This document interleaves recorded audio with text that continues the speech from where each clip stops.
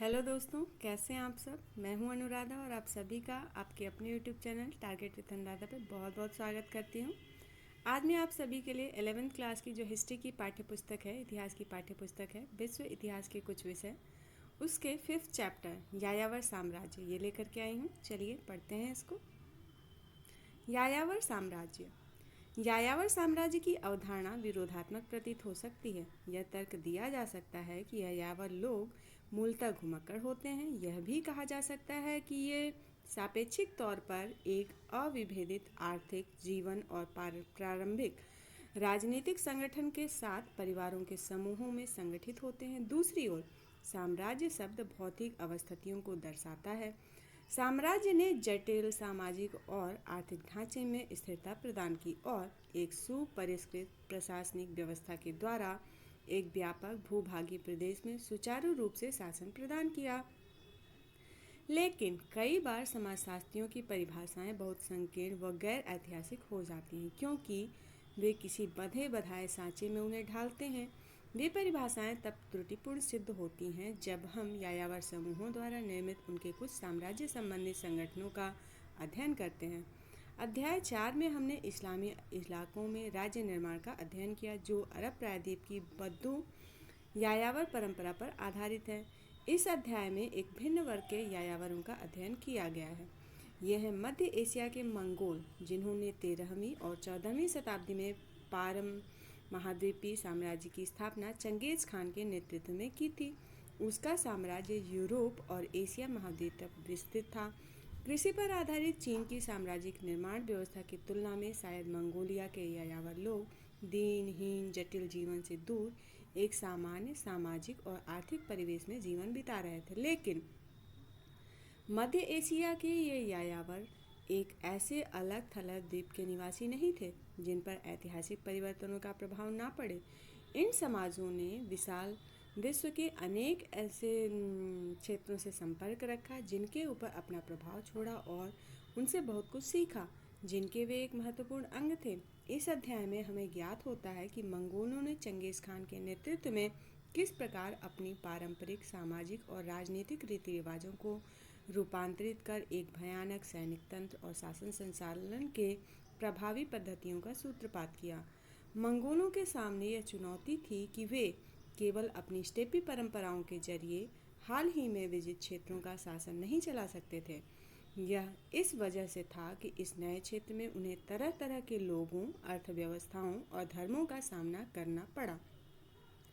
अपना यायावर साम्राज्य बनाने के लिए उन्हें नए कदम उठाने पड़े और समझौते भी करने पड़े। इस साम्राज्य का यूरेशिया के इतिहास पर गहरा प्रभाव पड़ा और इसने मंगोलों के समाज के चरित्र और संरचना को हमेशा के लिए बदल डाला। स्टेपी निवासियों ने आमतौर पर अपना कोई साहित्य नहीं रचा, इसीलिए हमारे इन यायावरी समाजों का ज्ञान मुख्यतः इतिवृत्तों, यात्रा वृत्तांतों और नगरीय साहित्यकारों के दस्तावेजों से प्राप्त होता है। इन लेखकों की यायावरों के जीवन संबंधी सूचनाएं अज्ञात और पूर्वाग्रह से ग्रस्त हैं। मंगोलों की साम्राज्यिक सफलताओं ने अनेक विद्वानों को अपनी ओर आकर्षित किया, जिनमें से कुछ ने अपने अनुभवों के यात्रा वृत्तांत लिखे। अन्य मंगोल अधिपतियों के राज्याश्रय में रहे।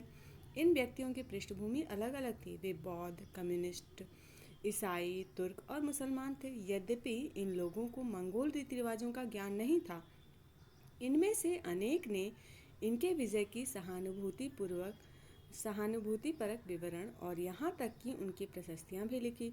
ऐसे विवरणों से यूरेशिया के शहरों से उपजे इन निंदापूर्ण लेखों को चुनौती दी, जिनमें मंगोलों को स्टेपी लुटेरा बताकर हाशिए पर डाल दिया जाता था। इन सबसे मंगोलों की तस्वीर पहले से कहीं ज़्यादा जटिल हो गई। अतः मंगोलों का इतिहास हमें ऐसे रोचक तथ्य उपलब्ध कराता है जिससे कि सामान्यतया अभ्रमणशील समाजों द्वारा जिस ढंग से यायावर समुदायों को आदिम बर्बर के रूप में पेश किया गया है, उस पर प्रश्न चिन्ह लग जाता है। बर्बर जो है अंग्रेजी में बारबेरियन शब्द से, जो कि यूनानी भाषा के बारबरोस शब्द से उत्पन्न हुआ है, जिसका तात्पर्य है गैर यूनानी लोगों से है, जिनकी भाषा यूनानियों को बेतरतीब, कोलाहल, बर्बर के समान लगती थी। यूनानी ग्रंथों में बर्बरों को बच्चों की तरह दिखाया गया है, जो सुचारू रूप से बोलने या समझने में असमर्थ, डरपोक, स्त्रैण, विलासप्रिय, निष्ठुर, आलसी, लालची और स्वशासन चलाने में असमर्थ थे। यह रूढ़िगत घिसी पिटी धारणाएं रोमवासियों के पास गई। रोमवासियों ने बर्बर शब्द का प्रयोग जर्मन जनजातियों, गाल और हुड़ जैसे लोगों के लिए किया। चीनियों ने स्टेपी प्रदेश के बर्बरों के लिए दूसरे शब्दों का प्रयोग किया था। उनमें से किसी भी शब्द के सकारात्मक अर्थ नहीं थे। संभवतः मंगोलों का सबसे बहुमूल्य शोध कार्य 18वीं और 19वीं शताब्दी में रूसी विद्वानों ने उस काल में किया जब जार शासक मध्य एशियाई क्षेत्रों में अपनी शक्ति को सुदृढ़ कर रहे थे। ये कार्य औपनिवेशिक वातावरण में हुए जो प्रायः हमें सर्वेक्षण टिप्पणियों के रूप में मिलते हैं। इन्हें यात्रियों, सैनिकों, व्यापारियों और पुराविदों ने तैयार किया था। प्रारंभिक 20वीं शताब्दी में इस क्षेत्र में सोवियत गणराज्य के विस्तार के उपरांत नवीन मार्क्सवादी इतिहास लेखन में यह तर्क प्रस्तुत किया गया कि प्रचलित उत्पादन प्रणाली सामाजिक संबंधों की प्रकृति को निर्धारित करती है। इसने चंगेज खान और उभरते हुए मंगोल साम्राज्य को मानव विकास की उस संक्रमण व्यवस्था के दायरे में रखा जिसमें जनजातीय उत्पादन प्रणाली से सामंती उत्पादन प्रणाली की ओर परिवर्तन हो रहा था। ये परिवर्तन सापेक्षिक रूप से एक वर्ग विहीन सामाजिक व्यवस्था से उस सामाजिक व्यवस्था की ओर हुआ जिसमें कृषक, भूस्वामी और लार्ड के बीच में एक विशाल अंतर पाया गया। इतिहास की ऐसी निर्धारित व्याख्या का अनुसरण करने पर भी मंगोल भाषाओं, उनके समाज और संस्कृति पर अति उत्तम शोध बोरिस याकोवालेविच, व्लादिमीर स्टाव जैसे अन्य विद्वानों ने किया। दूसरे अन्य विद्वान वेस्ली व्लादिमिरोविच बार्टोल्ड ने सोवियत विचारधारा का समर्थन नहीं किया। एक ऐसे समय जब स्टालिन के शासनकाल में आंचलिक राष्ट्रवाद के कारण घबराहट व्याप्त हो गई थी, तब बार्टोल्ड के द्वारा चंगेज खान और उसके वंशजों के अधीन मंगोलों का जीवन और उनकी उपलब्धियों के सकारात्मक और सहानुभूतिपूर्ण विवरण से उन्हें अभिवेचक के रोज का पात्र बना दिया। उन्होंने बार्टोल्ड की रचनाओं की प्रसार पर कठोरतापूर्वक पाबंदी लगा दी और केवल 1960 के दशक में उदारवादी ख्रुश्चेव युग के दौरान उसके उपरांत ही उनकी रचनाओं को 9 खंडों में प्रकाशित किया गया। पार महाद्वीपीय मंगोल साम्राज्य के विस्तार का मतलब यह भी था कि जो शोध से स्रोत विद्वानों को उपलब्ध हैं वे अनेक भाषाओं में रचे गए हैं। इनमें सबसे निर्णायक स्रोत चीनी, मंगोली, फारसी और अरबी भाषा में उपलब्ध हैं, पर महत्वपूर्ण सामग्रियां हमें इतावली, लातिनी, फ्रांसीसी और रूसी भाषा में भी मिलती है। अक्सर एक ही मूल ग्रंथ भिन्न आशय के साथ 2 अलग अलग भाषाओं में प्रस्तुत किए गए हैं। उदाहरण के लिए चंगेज खान के विजय में सबसे प्राचीन विवरण मंगकोल उन न्यूतोबियन मंगोलों का गोपनीय इतिहास जो मंगोल और चीनी भाषा में मिलते हैं एक दूसरे से अलग हैं। इस तरह मार्को पोलो द्वारा मंगोल राज दरबार का यात्रा वृत्तांत जो कि इतावली और लैतिनी भाषा में उपलब्ध है वे एक दूसरे से मेल नहीं खाते। चूँकि मंगोलों ने अपने बारे में स्वयं बहुत कम साहित्य रचा और विदेशी सांस्कृतिक वातावरण में रहने वाले विद्वानों ने उनके बारे में ज़्यादातर लिखा, अतः इतिहासकारों को उन विदेशी मूल रचनाओं में जिन वाक्यांशों का प्रयोग हुआ है उसका मंगोल भाषा के करीबी अर्थ निकालने के लिए वांग मीमांसक की भूमिका अदा करनी पड़ती है। इगोर दे रखेविल्ट मंगोलों का गोपनीय इतिहास और गरेहार्ड डोर्फर जिन्होंने ऐसी मंगोल और तुर्की शब्दावलियों पर काम किया जो फारसी में शामिल हो गई जैसे विद्वानों की रचनाएं मध्य एशिया के यायावरों के इतिहास को पढ़ने की कठिनाई को उजागर करती हैं। हम इस अध्याय में आगे चलकर देखेंगे कि चंगेज खान मंगोलों के विश्वव्यापी साम्राज्य के बारे में उनकी अविश्वसनीय उपलब्धि के बारे में उद्यमी विद्वान अनुसंधानकर्ताओं को अभी बहुत कुछ छानबीन करना बाकी है। 13वीं शताब्दी के प्रारंभिक दशकों में यूरो एशियाई महाद्वीप के महान साम्राज्यों में मध्य एशिया के स्टेपी प्रदेश में एक नई राजनीतिक शक्ति के अभ्युदय की एक बड़े खतरे का अनुभव किया। चंगेज खान जिसकी मृत्यु 1227 में हुई थी ने मंगोलों को संगठित किया, पर चंगेज खान की राजनीतिक दूरदर्शिता मध्य एशिया के स्टेपी प्रदेश मंगोल जातियों का एक महासंघ मात्र बनाने की कहीं अधिक दूरगामी थी। उसे ई वर से विश्व पर शासन करने का आदेश प्राप्त था। यद्यपि उसका अपना जीवन मंगोल जनजातियों पर कब्जा जमाने में और साम्राज्य संकलन क्षेत्र जैसे उत्तरी चीन, तुरान, ट्रांस ओक्सियाना, अफगानिस्तान, पूर्वी ईरान, रूसी स्टेपी प्रदेशों के विरुद्ध युद्ध अभियानों के नेतृत्व और प्रत्यक्ष संचालन में बीता, तथापि उसके वंशजों ने इस क्षेत्र में और आगे जाकर चंगेज खान के स्वप्न को सार्थक किया और दुनिया के विशाल साम्राज्य का निर्माण किया। यहाँ पे मंगोल साम्राज्य का चित्र देखा जा सकता है। अरब से लेके जो है भारत, मंगोल साम्राज्य कहाँ कहाँ फैला हुआ है सारा इस क्षेत्र में दिया हुआ है। रूस से लेकर के चीन सभी जगह फैला हुआ है। ठीक है। चंगेज खान के आदर्शों के मुताबिक उसके पोते मोंके, जो कि 1251 से 60 के मध्य में थे, ने फ्रांस के शासक लुई नौवें, जो कि 1226 से 70 के मध्य में थे, उनको यह चेतावनी दी, स्वर्ग में केवल एक शाश्वत आकाश है और पृथ्वी का केवल एक अधिपति चंगेज खान स्वर्गपुत्र अब शाश्वत स्वर्ग की शक्ति से संपूर्ण विश्व सूर्य के उदय से लेकर अस्त होने तक आनंदित और शांति में रहेगा। तब यह स्पष्ट होगा कि हम क्या करने जा रहे हैं। यद्यपि आपने शाश्वत स्वर्ग की आज्ञप्ति को समझ लिया है, फिर भी आप इस पर विश्वास न करते हुए ध्यान नहीं देना चाहते हैं और केवल यह कह देते हैं कि हमारा देश दूर है, हमारे पर्वत विराट हैं और हमारे समुद्र विशाल हैं। अगर इस विश्वास के साथ आप हमारे विरुद्ध सैन्य बल लेकर आएंगे तो हम भी जानते हैं कि हम क्या कर सकते हैं। ऐसा उस शाश्वत स्वर्ग को भी पता है जिसने कठिनाई को आसान बनाया और सुदूर को निकट ला दिया। ये केवल कोरी धमकियां ही नहीं थी। चंगेज खान के एक दूसरे पोते बाटू ने अपने 1236 से 1241 के अभियानों में रूस की भूमि को मास्को तक रौंद डाला और पोलैंड, हंगरी पर विजय प्राप्त कर वियना के बाहर पड़ाव डाल दिया। 13वीं शताब्दी तक यह लगने लगा कि शाश्वत आकाश मंगोलों के पक्ष में था। चीन के अधिकांश भाग, मध्य पूर्व एशिया और यूरोप यह मानने लगे कि चंगेज खान की आबाद दुनिया पर विजय ईश्वर का गुस्सा और यह कयामत के दिन की शुरुआत है। बुखारा पर कब्जा।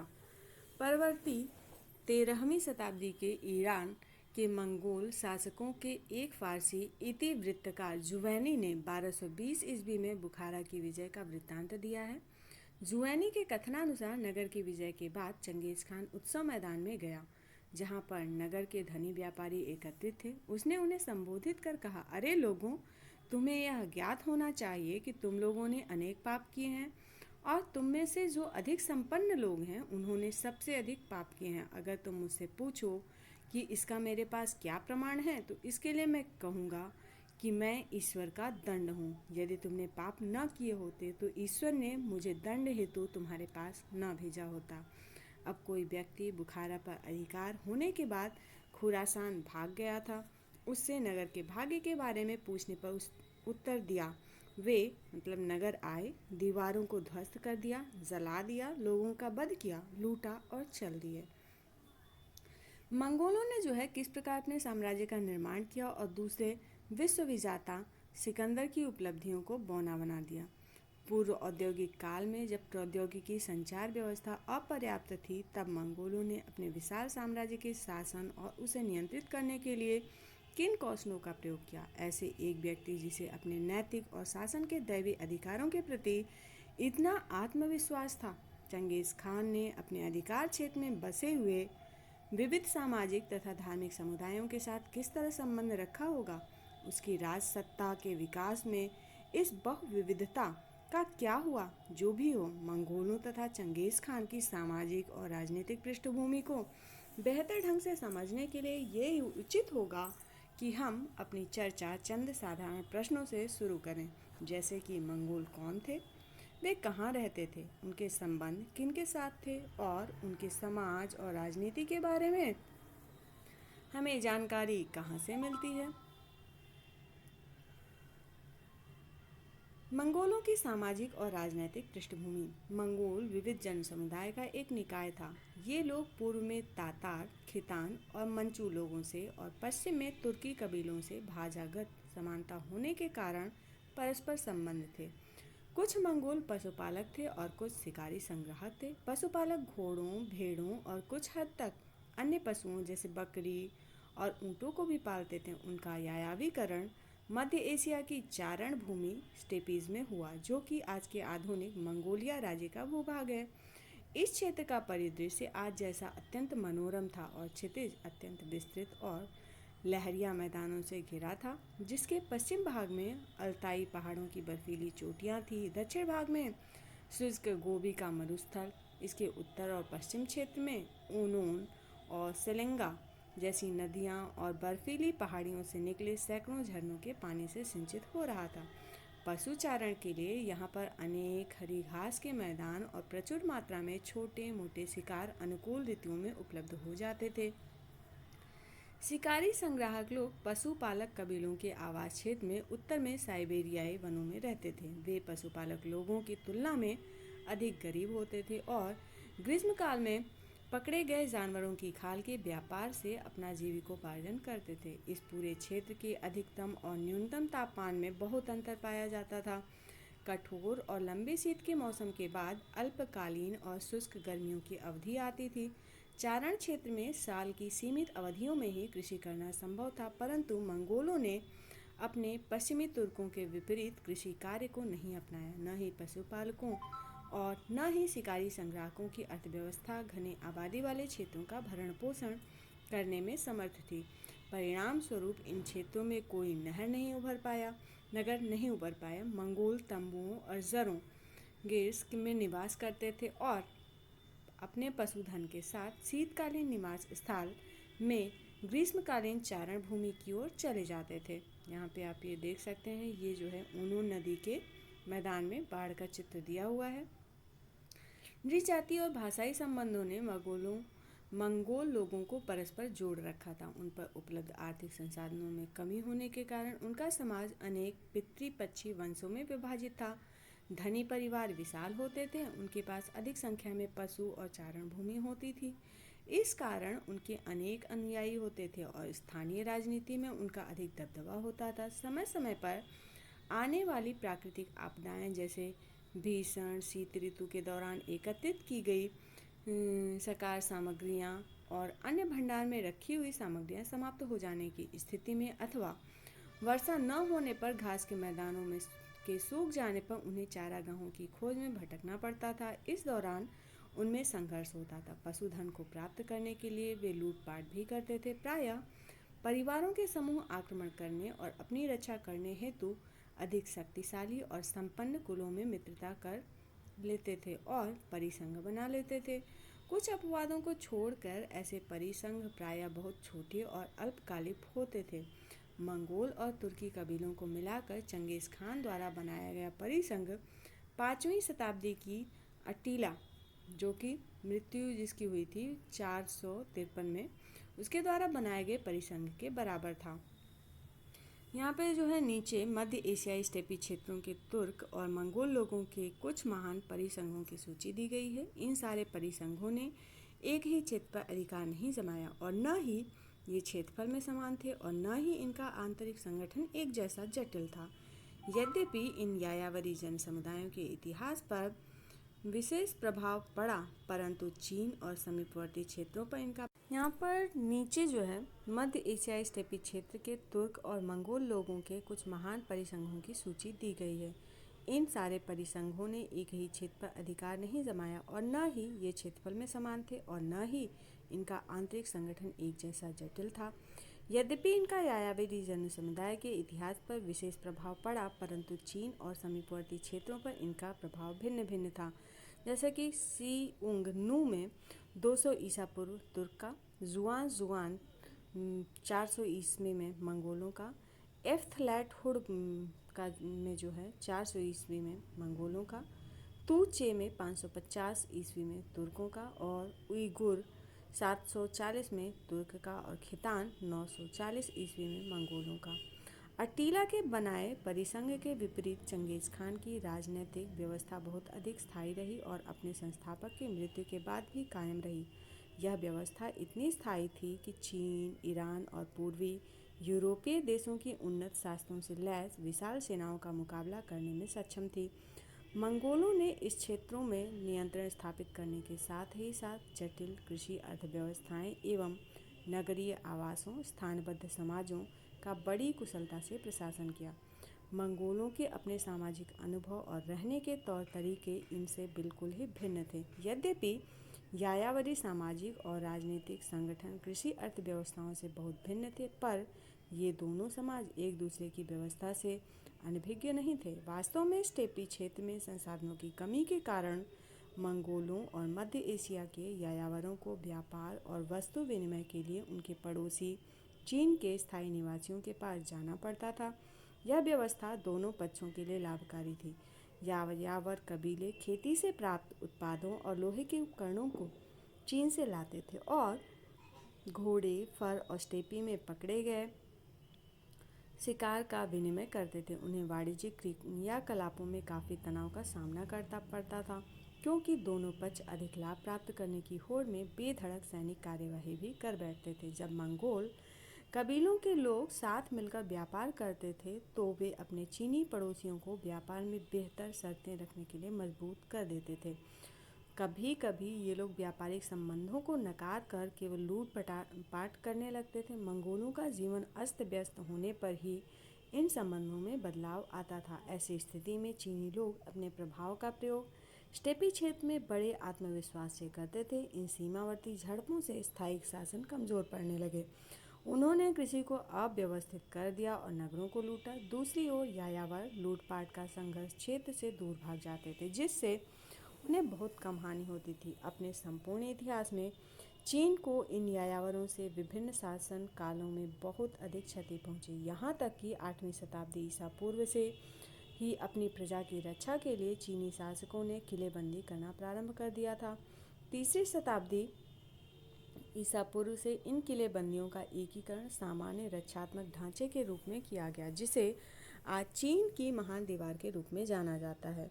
उत्तरी चीन के कृषक समाजों पर यायावरों द्वारा लगातार हुए हमलों और उनसे पनपते अस्थिरता और भय का एक प्रभावशाली चाक्षुष साक्ष्य है। यहाँ पे आप चीन की महान दीवार को देख सकते हैं। ठीक है। चंगेज खान का जीवन वृत्त। चंगेज खान का जो है जन्म 1162 ईस्वी के आसपास आधुनिक मंगोलिया के उत्तरी भाग में ऊनोन नदी के निकट हुआ था। उसका प्रारंभिक नाम तेमुजिन था। उसके पिता का नाम येसु जेई था, जो कि कियात कबीले का मुखिया था।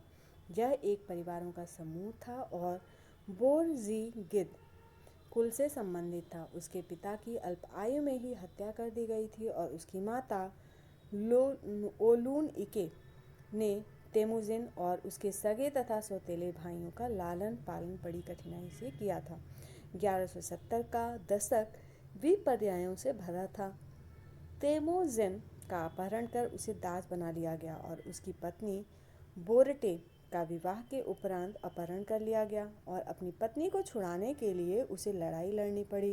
विपत्ति के इन वजहों में भी वह अपने मित्र बनाने में कामयाब रहा। नव युवक बोघो रचू उसका प्रथम मित्र था और सदैव एक विश्वस्त साथी के रूप में उसके साथ रहा। उसका सगा भाई जो कि आना था जमुका भी उसका एक और विश्वसनीय मित्र था। तेमुजिन ने कैराइट लोगों के शासक व अपने पिता के वृद्ध सगे भाई तुगरिल उर्फ ओंग खान के साथ पुराने रिश्तों की पुनर्स्थापना की। यद्यपि जमुका उसका पुराना मित्र था, बाद में वह उसका शत्रु बन गया। 1180 और 1190 के दशकों में तेमुजिन ओंग खान का मित्र रहा और उसने इस मित्रता का इस्तेमाल जमुका जैसे शक्तिशाली प्रतिद्वंदियों को परास्त करने के लिए किया। जमुका को पराजित करने के बाद तेमुजिन में काफ़ी आत्मविश्वास आ गया और अब वह अन्य कबीलों के विरुद्ध युद्ध के लिए निकल पड़ा। इनमें से उसके पिता के हत्यारे शक्तिशाली तातार, कैराइट और खुद ओंग खान, जिसके विरुद्ध उसने 1203 में युद्ध छेड़ा। 1206 में शक्तिशाली जमुका और नेमन लोगों को निर्णायक रूप से पराजित करने के बाद तेमुजिन स्टेपी क्षेत्र की राजनीति में सबसे प्रभावशाली व्यक्ति के रूप में उभरा। उसकी इस प्रतिष्ठा को मंगोल कबीले के सरदारों की एक सभा कुरिलताई में मान्यता मिली और उसे चंगेज खान मतलब कि समुद्री खान या सार्वभौम शासक की उपाधि के साथ मंगोलों का महानायक घोषित किया गया। 1206 ईस्वी में कुरिलताई ने से मान्यता मिलने से पूर्व चंगेज खान ने मंगोल लोगों को एक सशक्त अनुशासित सैन्य शक्ति के रूप में पुनर्गठित कर लिया था, जिससे उसके भविष्य में किए गए सैन्य अभियान की सफलता एक प्रकार से तय हो गई। उसकी पहली मंशा चीन पर विजय प्राप्त करने की थी, जो उस समय 3 राज्यों में विभक्त थी। वे थे उत्तर पश्चिमी प्रांतों के तिब्बती मूल के सिया लोग, जरचेन लोगों की चिन राजवंश जो पेकिंग से उत्तरी चीन क्षेत्र का शासन चला रहे थे, सुंग राजवंश जिनके आधिपत्य में दक्षिणी चीन था। 1209 में सिया लोग परास्त हो गए। 1213 ईस्वी में चीन की महान दीवार का अतिक्रमण हो गया। 1215 ईस्वी में पेकिंग नगर को लूटा गया। चीन वंश के विरुद्ध 1234 तक लंबी लड़ाइयाँ चली, पर चंगेज खान अपने अभियानों की प्रगति से खूब संतुष्ट था और इसलिए उस क्षेत्र के सैनिक मामले अपने अधीनस्थों की देखरेख में छोड़कर 1216 में मंगोलिया स्थित अपनी मातृभूमि में लौट आया। 1218 ईस्वी में करा खिता की पराजय के बाद, जो चीन के उत्तर पश्चिमी भाग में स्थित तियेन शान की पहाड़ियों को नियंत्रित करती थी, मंगोलों का साम्राज्य अमु दरिया, तुरान और ख्वारज़म राज्यों तक विस्तृत हो गया। ख्वारज़म का सुल्तान मोहम्मद चंगेज खान के प्रचंड कोप का भाजक बना जब उसने मंगोल दूतों का वध कर दिया। 1219 और 1221 ईस्वी तक के अभियानों में बड़े नगरों ओट्रार, बुखारा, समरकंद, बल्ख, गुरगंज, मर्व, निसापुर और हेरात ने मंगोल सेनाओं के सम्मुख समर्पण कर दिया और जिन नगरों ने प्रतिरोध किया उनका विध्वंस कर दिया गया। निसापुर में घेरा डालने के दौरान जब एक मंगोल राजकुमार की हत्या कर दी गई तो चंगेज खान ने आदेश दिया कि नगर को इस तरह विध्वंस किया जाए कि संपूर्ण नगर में हल चलाया जा सके। अपने प्रतिशोध मतलब कि राजकुमार की हत्या के लिए को उग्र रूप देने के लिए ऐसा संहार किया जाए कि नगर के समस्त बिल्ली और कुत्तों को भी जीवित न रहने दिया जाए। मंगोलों द्वारा किए गए विनाश का आकलन। चंगेज खान के अभियानों के विजय में प्राप्त समस्त विवरण इस पर सहमत हैं कि जिन नगरों ने उनका प्रभुत्व स्वीकार नहीं किया, उन पर अधिकार जमाने के बाद वहां रहने वाले बहुत से लोगों को उसने मौत के घाट उतार दिया। इनकी संख्या बहुत चौंका देने वाली है।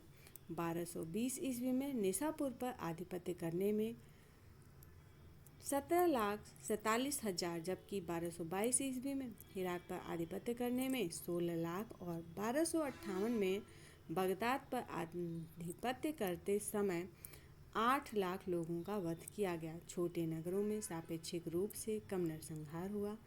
नासा में 70,000, बैहाग जिले में 70,000 और कोहिस्तान प्रांत में तून नगर में 12,000 लोगों को अपने जीवन से हाथ धोना पड़ा। मध्यकालीन इतिवृत्तकारों ने मृतकों की संख्या का अनुमान कैसे लगाया?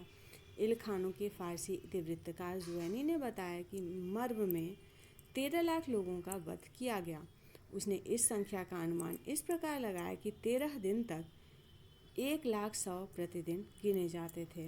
मंगोल सेनाएं सुल्तान मोहम्मद का पीछा करते हुए अजरबैजान तक चली आई और क्रीमिया में रूसी सेनाओं को हराने के साथ साथ उन्होंने कैस्पियन सागर को घेर लिया।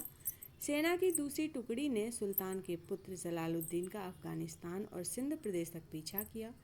सिंधु नदी के तट पर चंगेज खान ने उत्तरी भारत और असम मार्ग से मंगोलिया वापस लौटने का विचार किया, परंतु असह्य गर्मी, प्राकृतिक आवास की कठिनाइयों तथा उसके समन निमित्तज्ञ द्वारा किए गए अशुभ संकेतों के आभास ने उसे अपने विचारों को बदलने के लिए बाध्य किया।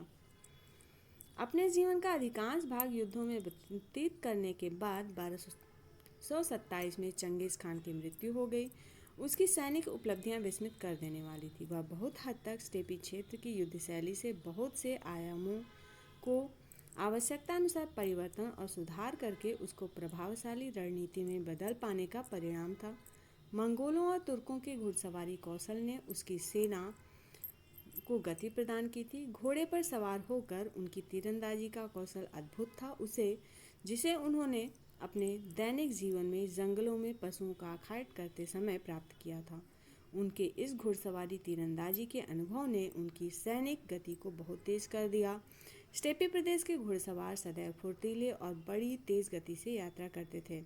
अब उन्हें अपने आसपास के भूभागों और मौसम की जानकारी हो गई, जिससे उन्हें अकल्पनीय कार्य करने की क्षमता प्रदान की। उन्होंने घोर शीत ऋतु में युद्ध अभियान प्रारंभ किए तथा उनके नगरों और शिविरों में प्रवेश करने के लिए बर्फ से जमी हुई नदियों का राजमार्गों की तरह प्रयोग किया। यायावर लोग अपनी परंपराओं के अनुसार प्राचीरों के आरक्षित शिविरों में पैठ बनाने में सक्षम नहीं थे, पर चंगेज खान ने घेराबंदी यंत्र और नफ्था बमबारी के महत्व को शीघ्र जाना। उसके इंजीनियरों ने उसके शत्रुओं के विरुद्ध अभियानों में इस्तेमाल के लिए हल्के चल उपस्कर लाइट पोर्टेबल इक्विपमेंट का निर्माण किया, जिससे युद्ध में घातक प्रभाव होते। लगभग 1167 में जो है तेमुजिन का जन्म हुआ था और 1160 और 70 के दशक के मध्य में दास्ता और संघर्ष के वर्ष रहे हैं। 1180 और 90 के दशक जो है संधि संबंधों का काल था और 1203 से 27 के मध्य में जो है विस्तार और विजय हुई थी। और 1206 में तेमुजिन को चंगेज खान यानी मंगोलों का सार्वभौम शासक घोषित किया गया। 1227 में चंगेज खान की मृत्यु हो जाती है और 1227 से 41 तक चंगेज खान के पुत्र ओगोदेई का शासनकाल रहा और 1227 से 60 के मध्य में जो है 3 महान खानों का शासन और मंगोल एकता की स्थापना रही। 1236 से 42 के मध्य में बाटू के अधीन रूस, हंगरी, पोलैंड और ऑस्ट्रिया पर आक्रमण किया गया और बाटू चंगेज खान का जो है सबसे बड़ा पुत्र जो था जोची का पुत्र था और 1246 से 49 के मध्य जो है ओगोदेई के पुत्र गुयूक का काल था। 1251 से 1260 के मध्य में मूंग के चंगेज खान के पौत्र और तुलु के पुत्र का काल रहा और 1253 से 55 के मध्य में मूंग के अधीन ईरान और चीन में पुनः आक्रमण हुआ और 1257 से 67 तक बाटू के पुत्र बरके का राज्यकाल रहा। सुनहरा गिरोह और नेस्टोरियन ईसाई धर्म से इस्लाम धर्म की ओर पुनः प्रवृत्त होना और 1350 के दशक में उनका इस्लाम में निश्चयात्मक रूप से धर्मांतरण हुआ। इल खान के विरुद्ध गोल्डन हार्ड और मिस्र देश की मैत्री का प्रारंभ हुआ। यहाँ पे आप एक चित्र देख सकते हैं। 1258 में जो है बगदाद पर अधिकार और अब्बासी खिलाफत का अंत हुआ। मूंगे के छोटे भाई हुलेगू के अधीन ईरान में इल खानी राज्य की स्थापना और जोचीद और इल खान के मध्य संघर्ष का प्रारंभ हुआ। 1260 ईस्वी में पेकिंग में महान खान के रूप में कुबलई खान का राज्यारोहण हुआ। चंगेज खान के उत्तराधिकारियों में संघर्ष, मुगल राज्य अनेक स्वतंत्र भागों में अनेक वंशों में विभक्त हुए। तोलुई, चगताई और जोची, ठीक है। तोलुईद जो है चीन का युआन वंश और ईरान का इल खानी राज्य में रहा। चगताई उत्तरी तुरान के स्टेपी क्षेत्र और तुर्किस्तान में और रूसी स्टेपी जो है क्षेत्र में जोचीद वंश थे। उन्हें पर्यवेक्षक गोल्डन हार्ट के नाम से वर्णन करते थे। और 1295 से 1304 के मध्य में ईरान में अल खानी शासक गजन खान का शासनकाल रहा। उसके बौद्ध धर्म से इस्लाम में धर्मांतरण के बाद धीरे धीरे अन्य इल खानी सरदारों का भी धर्मांतरण होने लगा। 1368 में चीन में युआन राजवंश का अंत हुआ और 1370 से 1405 के मध्य में जो है तैमूर का शासन था। बरलास तुर्क होते हुए उसने चगताई वंश के आधार पर अपने को चंगेज खान का वंशज बताया। उसने स्टेपी साम्राज्य की स्थापना की। टोलू राज्य, चगताई और जोची राज्यों के कुछ हिस्सों जो कि चीन को छोड़कर उसमें सम्मिलित करते हुए उसने स्टेपी क्षेत्र में एक साम्राज्य का गठन किया। उसने अपने को गुरेगेन शाही दामाद की उपाधि से विभूषित किया और चंगेज खान के कुल की एक राजकुमारी से विवाह किया और 1495 से 1530 के मध्य में जो है जहीरुद्दीन बाबर, जो तैमूर और चंगेज़ खान का वंशज था, फरगना और समरकंद के तैमूरी क्षेत्र का उत्तराधिकारी बना। वहाँ से खदेड़ा गया, काबुल पर कब्जा किया और 1526 में दिल्ली और आगरा पर अधिकार जमाया और भारत में मुगल साम्राज्य की नींव रखी। और 1500 ईस्वी में जो है जोची के कनिष्ठ पुत्र सिबान का वंशज सैयबानी खान द्वारा तुरान पर आधिपत्य हुआ और तुरान के सैयबानी सत्ता, जो कि सैयबानियों को उज़्बेक भी कहा जाता था, जिनके नाम से ही वर्तमान उज़्बेकिस्तान का नाम पड़ा है, उसको सुदृढ़ किया और इस क्षेत्र में बाबर और तैमूर के वंशजों को खदेड़ दिया। और 1759 ईस्वी में चीन में मंचुओं ने मंगोलियों पर विजय प्राप्त कर ली थी और 1921 में मंगोलिया का गणराज्य स्थापित हुआ। चंगेज़ खान के उपरांत मंगोल।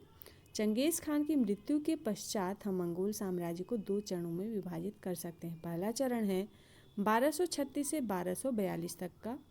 उसके दौरान रूस के स्टेपी क्षेत्र, बुल्गार, कीव, पोलैंड और हंगरी में भारी सफलता प्राप्त की गई। दूसरा चरण 1255 से 1300 तक रहा, जिसमें समस्त चीन, जो कि सन 1279, ईरान, इराक और सीरिया पर विजय प्राप्त की गई। इन अभियानों के पश्चात साम्राज्य की परिसीमाओं में स्थिरता आई। सन 1203 के बाद दशकों में मंगोल सेनाओं को बहुत कम विपर्याय का सामना करना पड़ा, परंतु यह ध्यान देने योग्य है कि सन 1260 के दशक के बाद पश्चिमी के सैन्य अभियानों के शुरुआती आवेग को जारी रखना संभव नहीं हो पाया। यद्यपि वियना और उससे परे पश्चिमी यूरोप एवं मिस्र मंगोल सेनाओं के अधिकार में ही रहे, तथापि उनके हंगरी के स्टेपी क्षेत्र से पीछे हट जाने और मिस्र की सेनाओं द्वारा पराजित होने से नवीन राजनीतिक प्रवृत्तियों के उदय होने के संकेत मिले। इन प्रवृत्तियों के 2 पहलू थे। पहला, मंगोल परिवार में उत्तराधिकार को लेकर आंतरिक राजनीति थी। जब प्रथम 2 पीढ़ियां जोची और ओगोदेई के उत्तराधिकारी महान खान के राज्य पर नियंत्रण स्थापित करने के लिए एकजुट हो गए। अब उनके लिए यूरोप में अभियान करने की अपेक्षा अपने इन हितों की रक्षा करना अधिक महत्वपूर्ण हो गया। दूसरी स्थिति तब उत्पन्न हुई जब चंगेज़ खान के वंश की तोलुयिद साका के उत्तराधिकारियों ने जोची और ओगोदेई वंशों को कमज़ोर कर दिया। मोंके, जो चंगेज़ खान के सबसे छोटे पुत्र तोलुई का वंशज था, उसके राज्याभिषेक के उपरांत 1250 ईस्वी के दशक में ईरान में शक्तिशाली अभियान किए गए, परंतु 1260 ईस्वी के दशक में तोलुई के वंशजों ने चीन में अपने हितों की वृद्धि की, तो उसी समय सैनिकों और रसद सामग्रियों को मंगोल साम्राज्य के मुख्य भागों की ओर भेज दिया गया। इसके परिणाम स्वरूप मिस्र की सेना का सामना करने के लिए मंगोलों ने एक छोटी अपर्याप्त सेना भेजी।